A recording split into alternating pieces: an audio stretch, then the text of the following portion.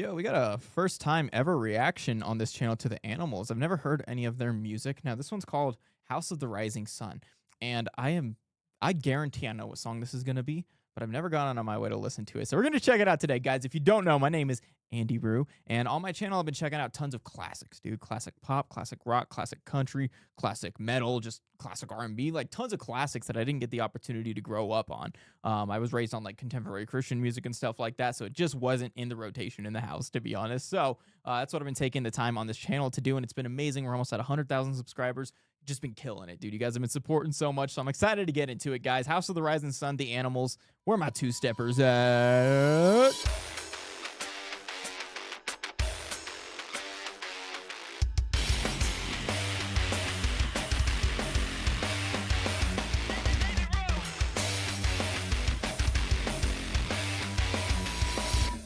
Oh, yeah. I think I went on a little bit longer than I usually do. Usually I start sitting down like halfway through that. But let's pull this video up, guys. Let's check it out. The Animals. House of the Rising Sun. Let's see if it's the song I think it is. It is. Let's check it out. All right.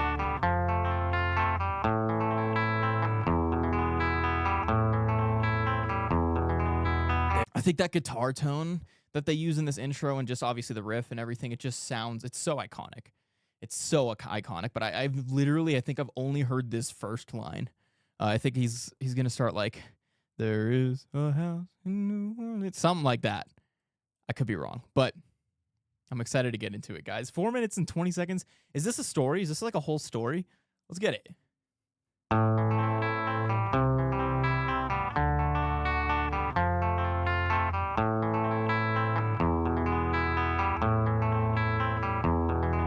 There is a house in New Orleans they call the Rising Sun, and it's been the ruin of many a poor boy. And God, I know I'm one.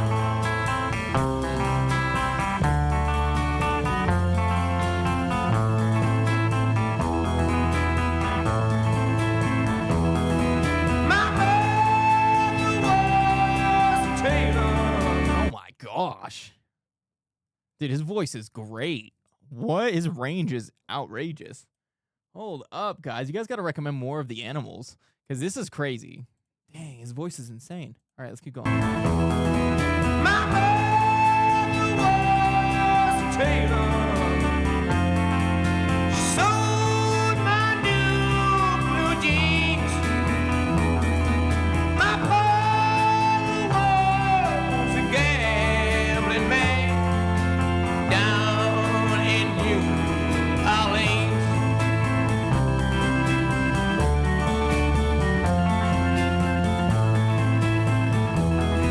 You know, I always mention this in my reactions. If you don't know, I'm an audio engineer and a producer. It's my full-time job. I own a recording studio, and I've been playing piano since I was 6, classically trained for like 12 years of my life. Listen, I absolutely adore when artists who make rock music, pop music, whatever it is, don't stick to traditional 4-chord chord progressions. And here we're hearing another one where it's a little bit more complex, you know, a little more unpredictable, and it just there adds an extra layer of color and soul to it that you don't typically get with kind of your basic 4-chord chord progressions. And you know, there's good ones out there, right? There's, you know, it's not like I'm not demonizing 4-chord chord progressions, of course, but like when the artist takes that extra step and that extra creativity to tell a story with the music itself as well, I think that adds an extra layer of ear candy to me. And these are the types of songs that I love and that I fall in love with. And I've been trying to find more modern artists kind of like this. There's this one artist named like Laufey, but I think it's pronounced like Leve or something like that. She makes excellent music. She actually has like a lot of bossa nova tracks and things like that. I love music like that, though. Just very very vibrant music, very unpredictable chord progressions, things that are exciting. You know, I feel like as the music market has gotten more saturated, I think we're just getting a lot of repetitive music. When everyone has access to make music, which is a great thing, you know, things, it's kind of impossible for things not to get repetitive. So when I hear stuff like this, and of course this is classics, and this is at a time where the music industry wasn't so saturated and not everyone was able to just make music, but it's refreshing hearing stuff like this, basically, is what I'm saying. And it's exciting, and I love the direction it's taking. Sorry if I'm not paying attention to the lyrics as much as I should be. Like, you know, I try to preface it every video. I tend to make comments more about the musicality and engineering of everything. And speaking of the engineering, the reverb is totally taking over his vocal, and it sounds, oh man, it's like cool. Like usually I wouldn't like that. But kind of then when I refer to the reverb, I'm talking about kind of the echo, the space that's around the vocal. Kind of like when you walk into a bathroom, it's really echoey. That's like reverb. And there's a lot on his voice. Typically, you wouldn't put that much on a voice like that. So I could tell that the engineer is very intentional about that choice. And I think it gives it more of kind of a haunting sound, a little more tension. I really like it. Let's keep going. Down in New Orleans.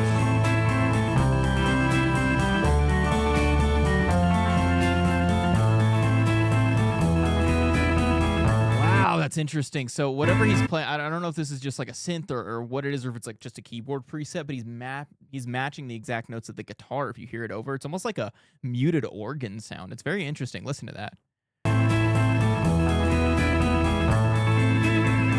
It's really subtle. It's really subtle, but like it's one of those things that like if it wasn't there, you would notice immediately. You'd be like, something's missing.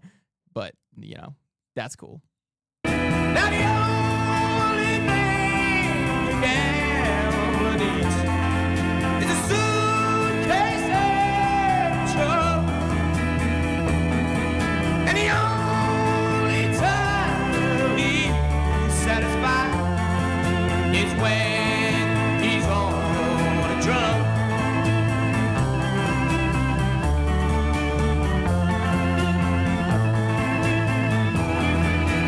Would you guys consider them a boy band? Because they're giving me like their aesthetic right now very much gives me like Beatles vibes. Let me know. Let me know if you guys would consider them like a boy band. It doesn't seem like all of them are singing. They might come in later, but as of right now, it's just the lead singer. And I feel like maybe boy band applies to like when they're all singing, all singers. But anyway, that's up for you guys to comment.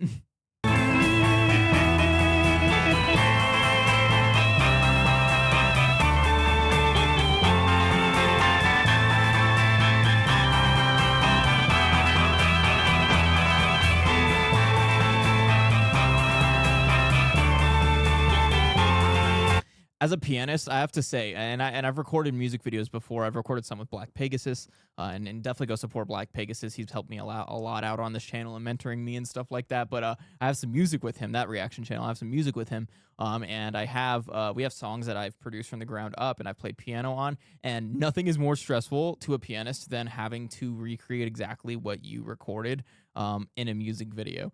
And it's funny because if you mess up, 99% of people aren't going to notice or care. But as a pianist, it's like you're going to watch that video and you know if you messed up on a key or hit something wrong, it's like it's game over. So like I know how stressful this probably was for him, especially with like a solo that he probably just improvised in the studio and he eventually had to get it down and memorize it and stuff. Props to the pianist right here, dude. He's killing it. That's so funny. I always think about that when I see like piano solos and stuff like that, especially when you look at oh my god, what's the dude's name? I can't think of, oh my gosh. Bruce Hornsby, that guy. Yes, I'm like, I don't even know how he's able to do it because he has some of the most complex like piano solos I've heard in pop music, and Billy Joel does it too. It's amazing, dude.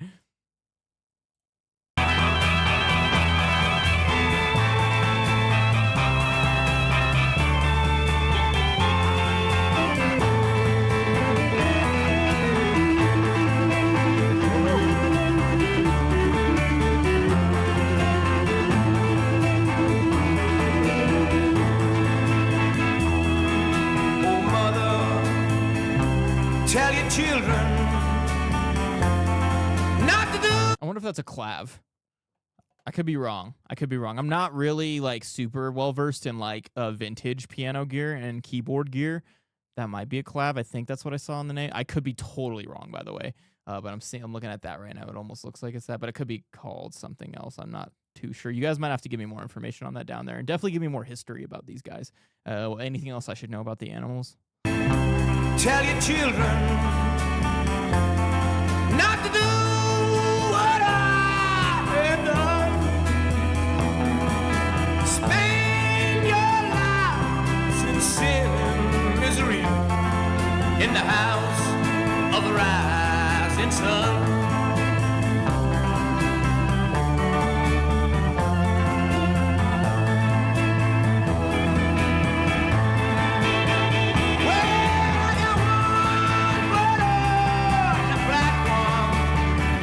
His voice. Put on the train. I'm going back to New Orleans to wear that ball and chain. His voice is incredible.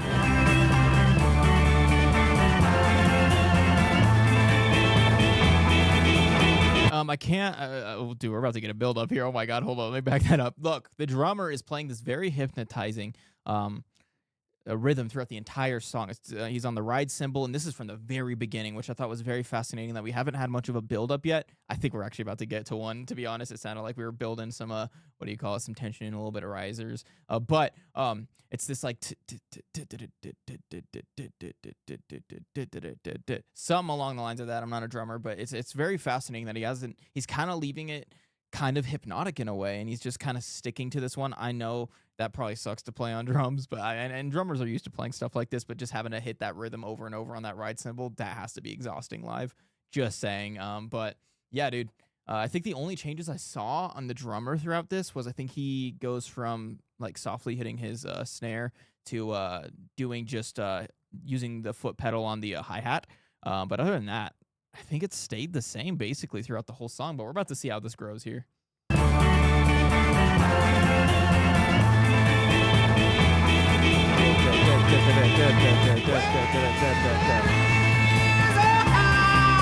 In New Orleans, because it's sun, and it's been the ruin of many a poor boy. In God, I know I'm one.